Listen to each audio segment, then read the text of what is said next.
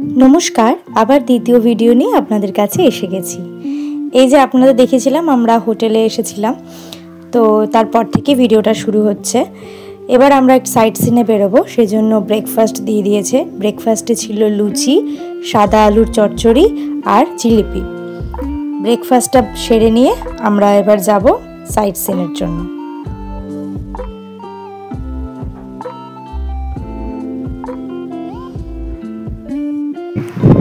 তো এখন আমরা সাইট সিনের জন্য যাচ্ছি বাইরে। দুদিন যেহেতু আছি সেহেতু আজকেই যেতে হবে। আর আমাদের ব্রেকফাস্ট তো হয়ে গেছে, এবার আমরা সাইট সিনের জন্য বেরোচ্ছি।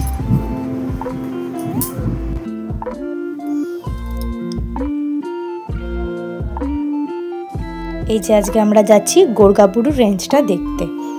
গোরগাবুরুর নিচে যে ড্যামটা রয়েছে সেই ড্যামটা দেখবো, আর গোরগাবুরু রেঞ্জটা, পারদি ড্যাম।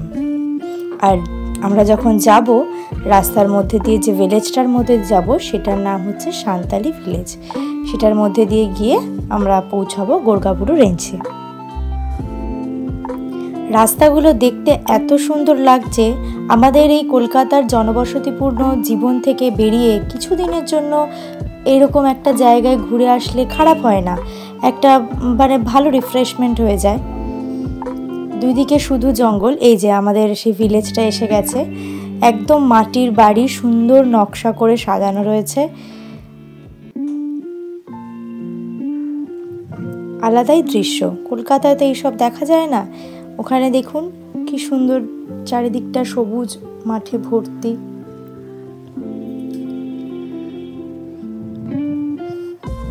এই যে গাছের গোড়ায় সব বই খাতা রেখে খেলা করছে।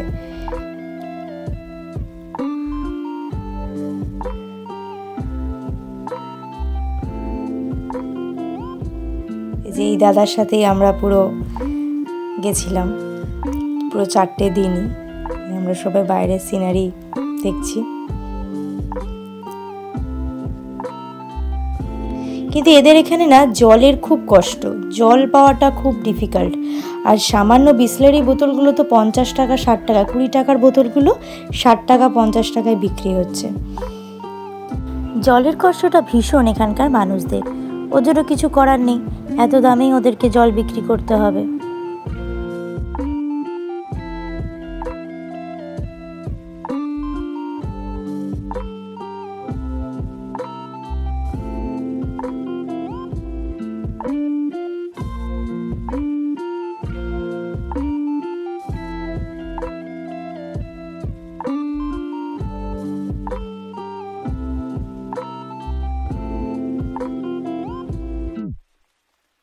এই দেখুন দুপাশে ধানের ক্ষেত, আর এই দেখুন এটা হচ্ছে সূর্যমুখী ফুলের ক্ষেত।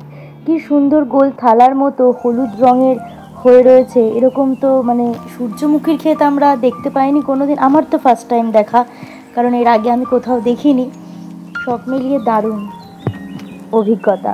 গ্রাম্য পরিবেশ যে কতটা সুন্দর হয় এখানে না গেলে বোধহয় জানতেই পারতাম না।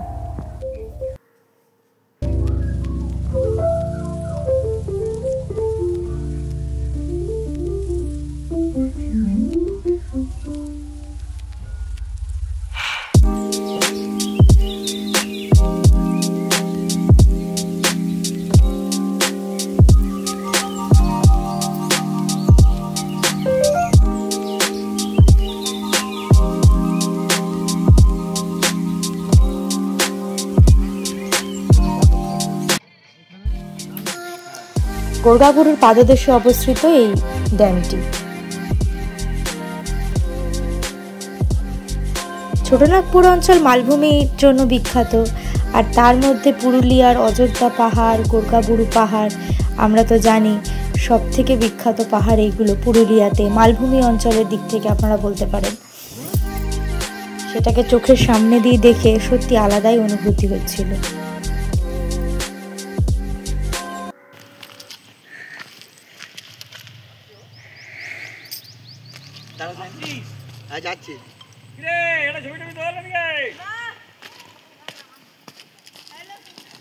ছবি তোল,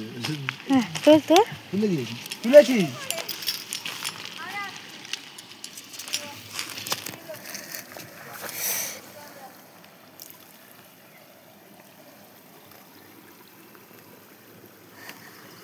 দরকার নেই কি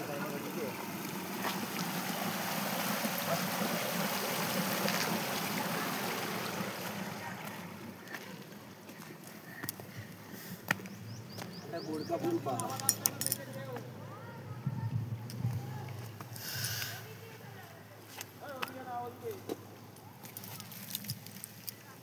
আরে আরে আর ওকে ধরতে হবে, পাসমিট করবে।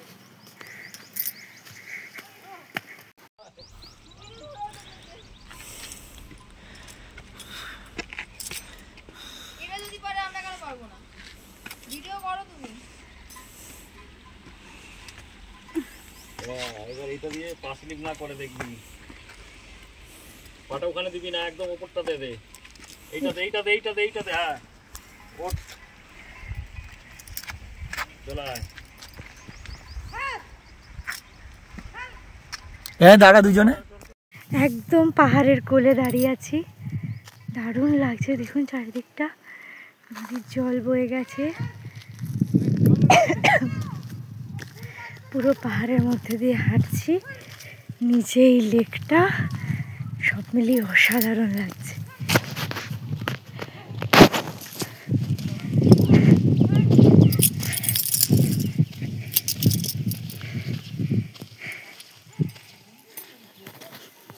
এই যে আমরা পলাশ ফুল দেখতে পেয়েছি, তাই বনু এখন পলাশ ফুল পাড়তে ব্যস্ত।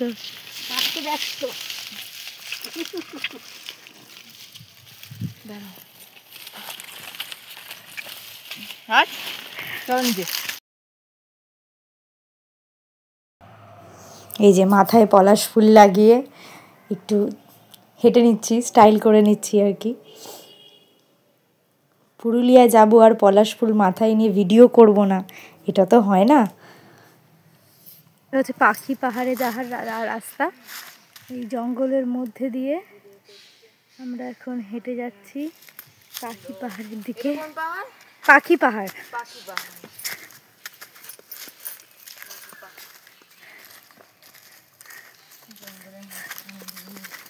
একদম ডিপ ফরেস্ট যেটাকে বলে। ভেতরটা ছায়া, রোদ আছে বাট সেরকম পরিমাণে নেই,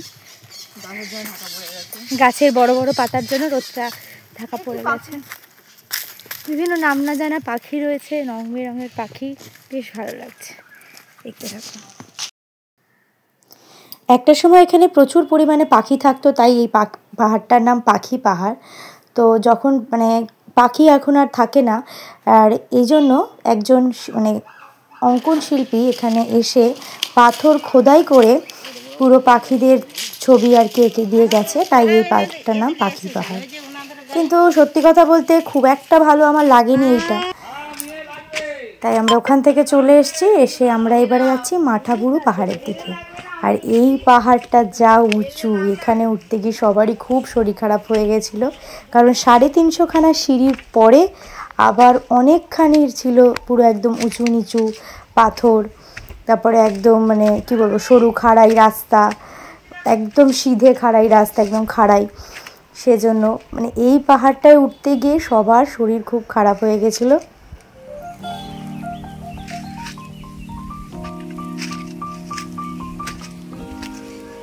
তাই যতটা শরীর দিয়েছে ততক্ষণই ভিডিওটা অন ছিল, তারপরে আর ভিডিও সেরকম করা হয়নি এখানে, কারণ তখন আর মানে জল ছিল না আমাদের কাছে, সব থেকে বড় সমস্যার ছিল।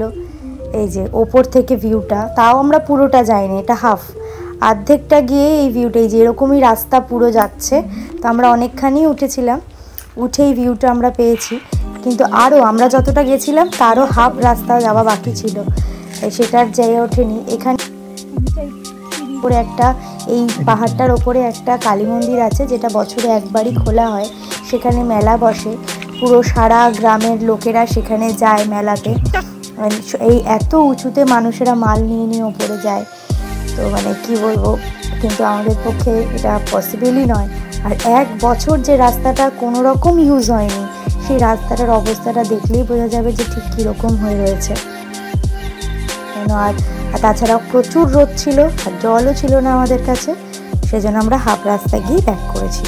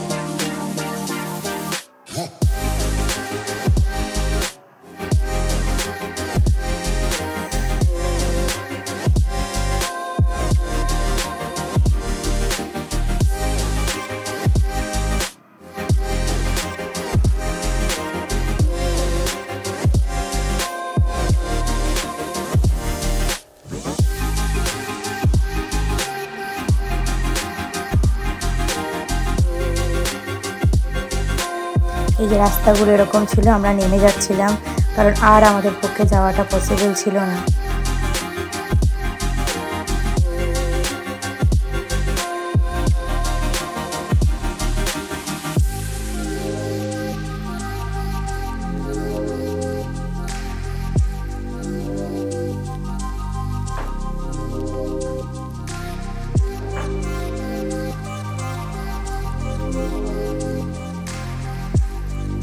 তো আমরা এবার হোটেলের দিকে যাব নেমে।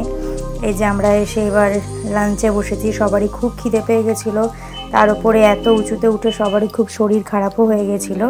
এই যে লাঞ্চে ছিল ভাত, ডাল, বেগুন ভাজা, পাঁচমিশালি একটা তরকারি, স্যালাড আর মাছ, ও চাটনি আর পাঁপড়।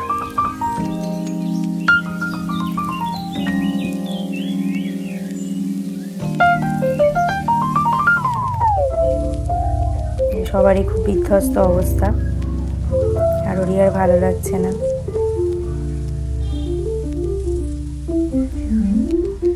তো এবার আবার দেখা হবে পরের ভিডিওতে। এখানেই আমি ভিডিওটা শেষ করলাম। আবার আমরা বিকেলবেলায় বেরোবো, যেটা আমি নেক্সট পার্টে নিয়ে আসবো, কারণ একটা ভিডিওতে এত বড় তো দেওয়া সম্ভব না। তো ভালো থাকবেন, অপেক্ষায় থাকুন পরবর্তী ভিডিওর জন্য।